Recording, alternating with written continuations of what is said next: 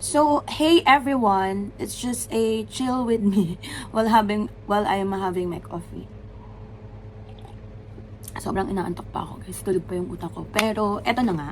So, this is the day that the Lord has made. So, I'm going to rejoice and be glad in it.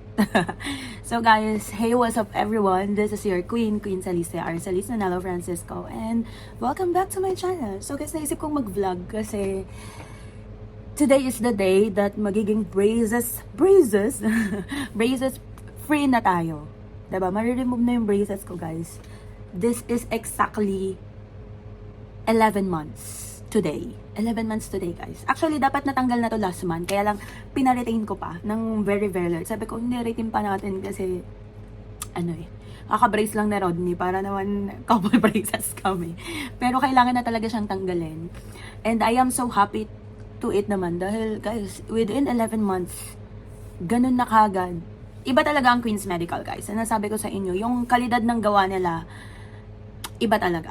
So in 11 months, guys, matatanggal na yung braces natin and magiging braces free na tayo. Pero we have to put the retainer talaga kasi galing na ako sa braces before, guys, kung matatandaan nyo. Di ko matandaan kung 2016, 17 to 18, ganyan. 18 kasi na-remove yung lower ko 2018 ng July first week. Tapos 2019 ko pina-remove yung sa taas ko.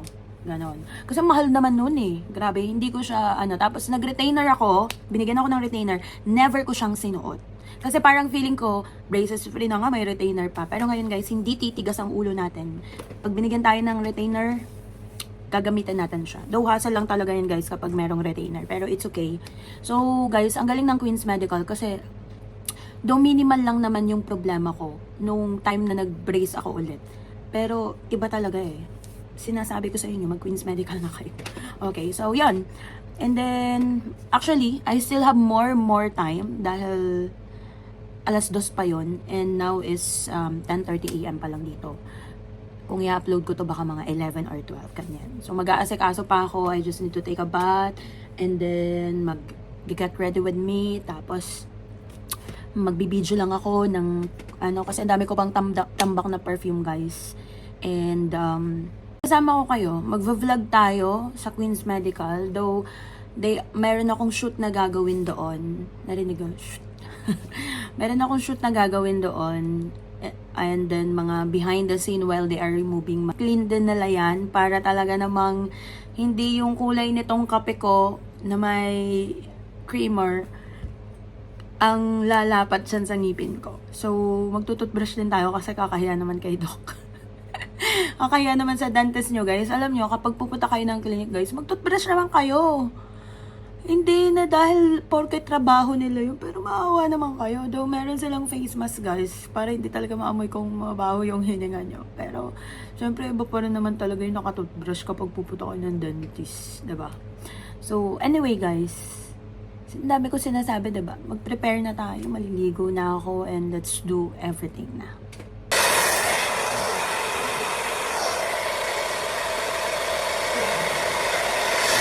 So guys, tapos na akong naligo at nag-prep ng aking skin. So mag-get ready with me tayo. Pero isasama ko na rin sa video na to, guys, para mahaba-haba to. So dahil mainit nga ang panahon, I really don't like wearing foundation, guys. Pero naka-prep na ako ng skin, zero man moisturizer and everything para kahit tinted sunscreen yung gagamitin natin is talagang okay pa rin yung skin natin. So I really like lightweight product, guys, kapag talaga summer. So, gusto ko talaga ng mga lightweight product. Kaya gustong-gusto ko tong tinted sunscreen na to, guys. Kasi, seamless lang yung atake niya, guys. And, hindi niya tinatago yung sarili mong skin. Meron siyang a little bit na coverage. As much as possible. Madami ako nilalagay na sunscreen, guys. Kasi grabe ang init talaga. Pero, magbe-blend naman yan sa skin natin. Diba? Tingnan niyo itong tinted sunscreen ni Fairy, guys. Ayan o. Diba? Nag-glow lang yung atake niya sa skin. That's why I really like this. Tapos, wala siyang shade. Kung ano yung kulay ng skin mo, dun siya, tawag dito, dun siya magbe-blend. So, pwede siya sa any other type of color ng skin mo. Tapos, kinukoncealer ko lang yung under eye area ko. Mga gusto kong ma-brighten. And meron akong pagaling na to. Pimple sa haba. Siyempre, nagbe-breakouts din tayo, guys. Kapag alam nyo na.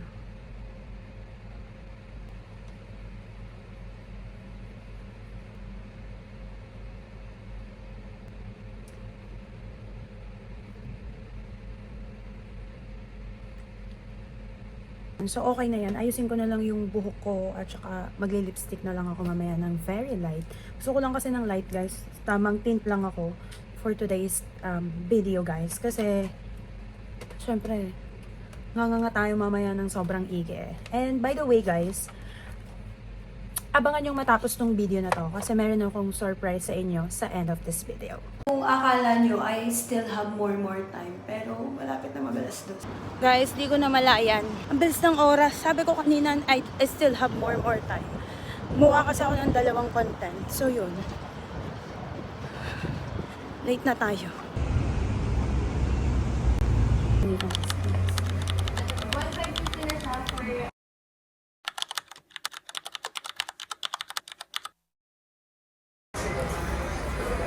Wait lang. Wala ako.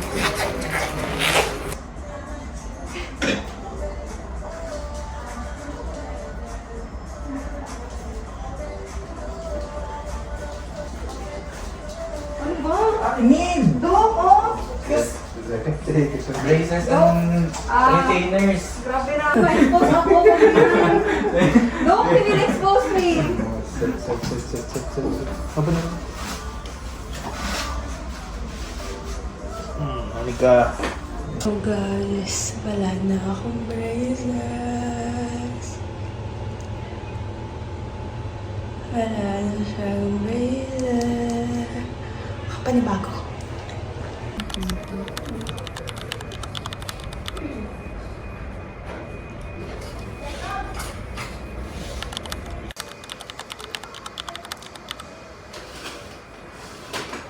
So guys, tapos na the shoot and pagtanggal. Naninibago ako guys and wala na akong braces.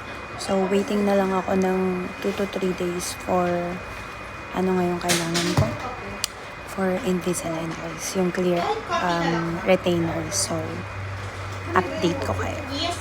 Finally, nakauwi na tayo ng bahay. And alam nyo ba, meron akong ginawang 4 shoots ngayong araw na to. Thanks be to God. Kahit yung pagod ko guys, times 100 talaga. Pero thank you Lord for sustaining my strength. I am so grateful. Sobrang pagod, pero grateful talaga ako ng bonggang-bongga. And yeah, this is my new smile without braces guys. Medyo naiilang pa ako. Alam nyo, nag-shoot ako ng 3 restaurant ngayon. And syempre, pag 3 restaurant, kain ng kain, diba? Kailangan i-vlog, i-content yung pagkain. And syempre, nakakailang pa, naninibago, ganon. Pero I'm happy with the result, guys. Nawala na yung gap dito. Kasi naka-gap to dati, guys. Eto. Tapos gap din to. But, I'm just waiting for my retainer for 2 days, guys. After 2 days, lalagyan na natin siya ng clear retainers para ma-maintain pa rin niya. Hindi ko naman siya kailangan isuot. Just for 1 month, kailangan ko siyang isuot ng sustain. Pero kapag kumakain, tatanggalin natin. Lalagyan natin sa box niya. But anyway guys, yun. Sabi ko sa first part ng vlog na to, tapusin nyo tong video na to dahil ito na ang good news. So mamimigay tayo ng 2 tao na mananalo ng teeth cleaning. So, panahon na para malinisan yung ngipin nyo, guys. Baka naman kinakailangan na talaga ng cleaning ng ngipin nyo. This is in collaboration of Queen's Medical Centers. It's a free cleaning, guys. Kahit gaano pa ka-hard at kadumi yung ngipin ninyo, meron kayong free cleaning kung kayo yung mananalo. Ang kailangan yung gawin is i-follow nyo ang Instagram ni Queen's Medical Center at ni Queen Celeste. So, ito lang 2 to ang kailangan yung i-follow, guys, para magkaroon kayo ng chance to win the teeth cleaning. And magbibigay din ako ng perfume. Tig-isa kayo ng perfume kung pambabae o panlalaki, yung Escape Perfume by Coral Perfumes. And also, the face serum ni Cosmo Cosmetics. So, yan yung ibibigay natin. And yung teeth cleaning. So, all you need to do is just follow their Instagram page ni Queen's Medical Center at yung Instagram page ko na Queen Celeste. At i-comment nyo sa comment section dito sa aking Facebook page yung screenshot ng pag-follow nyo kay Queen's Medical at kay Queen Saliste. So, after that, irarapple natin siya. Lahat ng mga nag-comment dyan, within the end of this month of July, ilalagay ko yan sa Wheel of Names at kung sino yung makukuhang dalawa, yun yung magiging winner natin for teeth cleaning from Queen's Medical Center, Cosmo Hyamarin Face Serum, and Escape Perfume from Coral Perfumes. So, ganun lang kadali guys. Wala tayong iPhone na ipamimigay dahil hindi tayo si Ibana. Saka na yun. Ako munang mag-iPhone. But anyway guys, thank you so much for watching this vlog. Thank you Lord, I am really grateful. 'Di ba? Okay na yung ngipin natin. Though maninibago kayo kasi talagang maliliit talaga yung ngipin ko guys, but it's real, it's not postizo. But anyway, thank you so much for watching. Yun lang. Bye! Follow, mag-subscribe na kayo. Queen Saliste and Queen's Medical Center. Bye! Mwah.